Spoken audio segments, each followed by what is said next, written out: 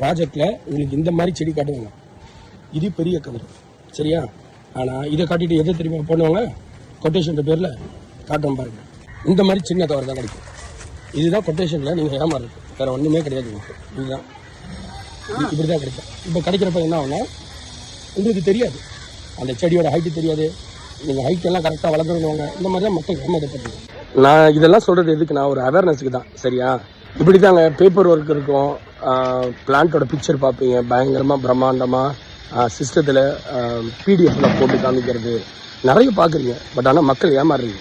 ஏன்னா செடியோடு வாழ்கிற எங்களை நீங்கள் கொஞ்சம் நாங்கள் என்ன சொல்கிறோன்றது காது கொடுத்து கேட்டீங்கன்னா உங்களுடைய அழகான வீட்டுக்கு அழகான ப்ராஜெக்ட் என்ன, செடியோடு வாழ்கிறவங்கள பார்க்கணும்.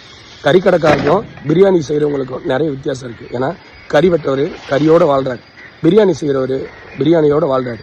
ஸோ செடியோடு வாழ்கிற என்ன நீங்கள் வாய்ப்பு கொடுத்தீங்கன்னா என்ன ப்ராமிஸ் பண்ணணும், குவாலிட்டியாக கொடுப்பேன்.